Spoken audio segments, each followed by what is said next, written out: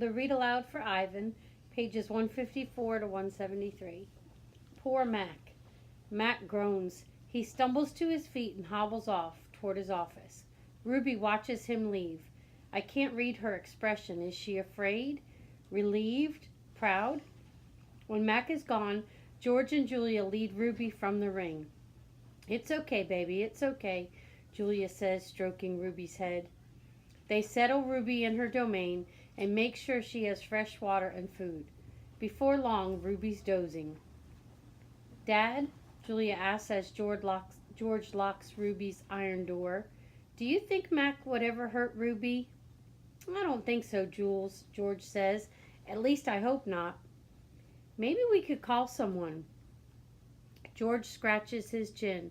"I wish I could help Ruby, but I wouldn't know how. I mean, who would I call? The elephant cops?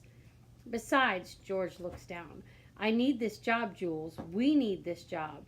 Your mom, the doctor bills." He kisses the top of Julia's head. "Back to work, you and me both."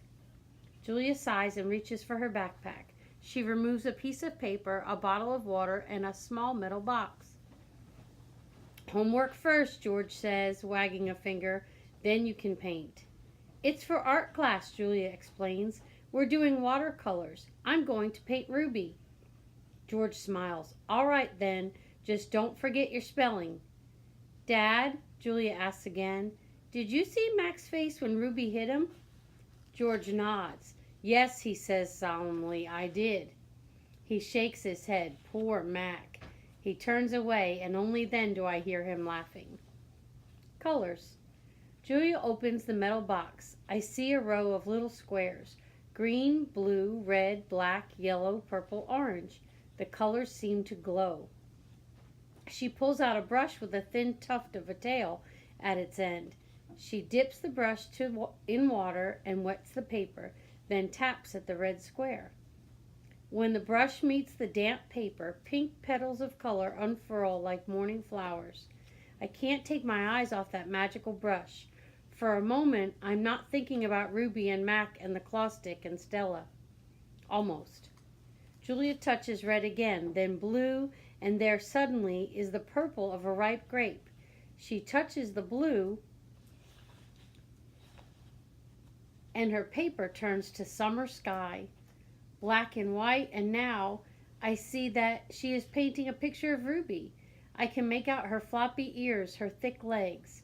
Julia stops painting. She takes a few steps back, hands on her hips, gazing at her work. She scowls. "It's not right," she says. She glances over her shoulder at me. I try to look encouraging. Julia starts to crumple up the paper, then reconsiders. Instead, she slides it into my cage at the spot where my glass is broken. "Here you go," she says. "A Julia original. That'll be worth millions someday."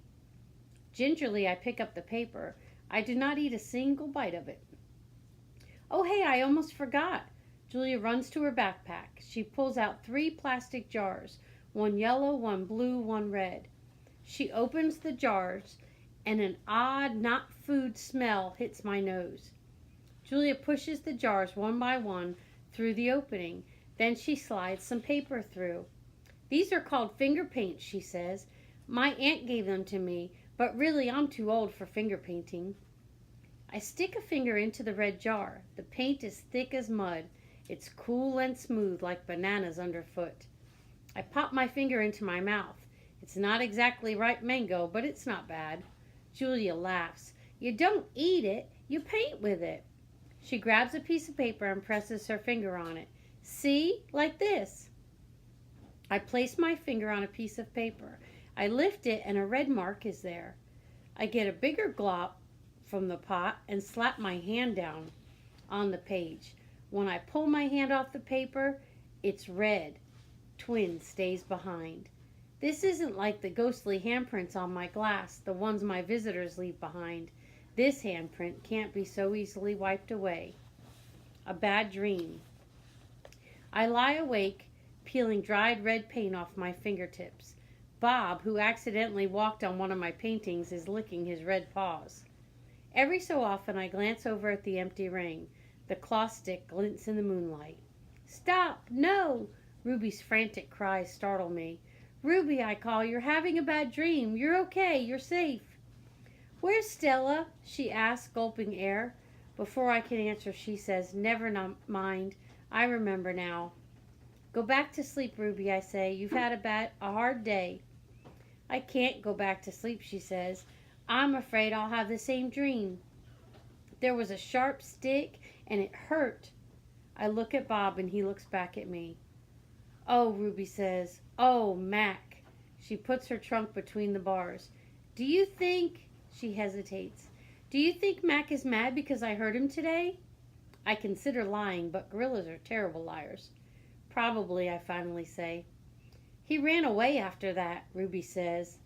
Bob gives a scornful laugh. Crawled away is more like it. We are quiet for a while. Branches claw at the roof. A light rain drums. One of the parrots murmurs something in her sleep. Ruby breaks the silence. Ivan, I smell something funny. He can't help it, Bob says. I believe she's referring to the finger paints Julia gave me, I say. What are finger paints? Ruby asks. You make pictures with them, I explain. Could you make a picture of me? Maybe someday.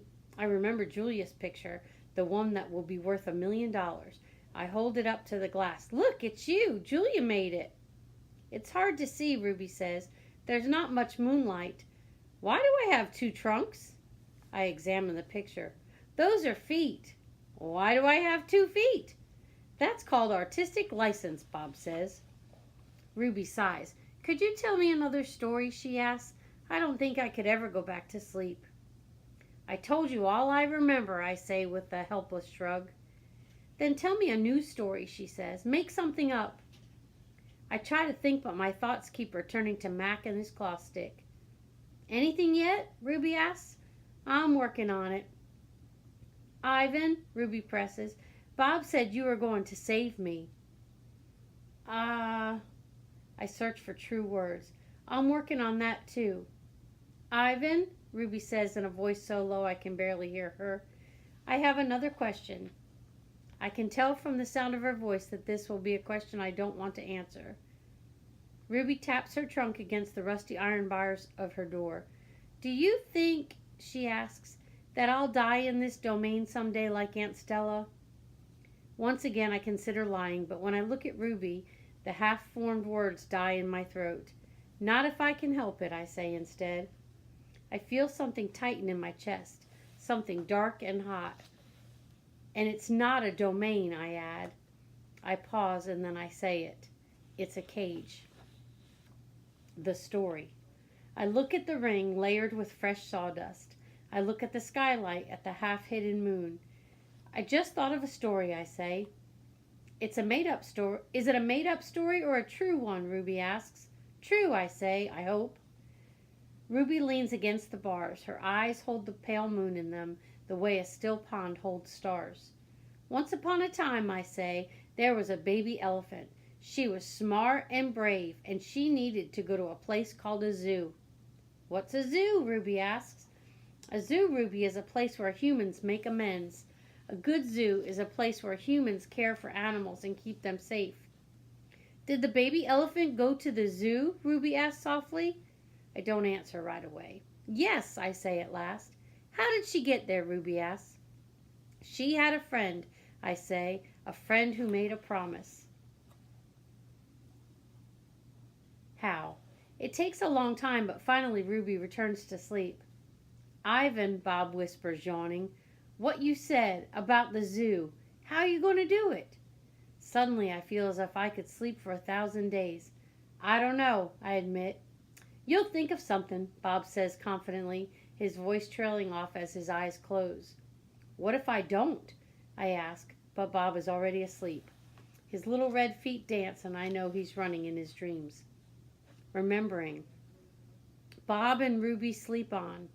I don't sleep. I think about the promise I made to Stella and the pictures I've made for Ruby, and I remember. I remember it all. What they did. We were clinging to our mother, my sister and I, when the humans killed her. They shot my father next. Then they chopped off their hands, their feet, and their heads. Something else to buy. There is a cluttered, musty store near my cage. They sell an ashtray there. It is made from the hand of a gorilla. Another Ivan. When morning comes and the parking lot glimmers with dew, I see the billboard on the highway. There I am, the one and only Ivan, bathed in the pink light of dawn. I look so angry, with my furrowed brow and clenched fists. I look the way my father did the day the men came. I am, I suppose, a peaceful sort. Mostly I watch the world go by and think about naps and bananas and yogurt raisins. But inside me, hidden, is another Ivan. He could tear a grown man's limbs off his body. In the flicker of time it takes a snake's tongue to taste the air, he could taste revenge. He is the Ivan on the billboard. I stare at the one and only Ivan, at the faded picture of Stella, and I remember George and Mac on their ladders adding the picture of Ruby to bring new visitors to the Exit 8 Big Top Mall and Video Arcade. I remember the story Ruby told, the one where the villagers came to her rescue. I hear Stella's kind, wise voice. Humans can surprise you sometimes. I look at my fingers coated in red paint, the color of blood, and I know how to keep my promise.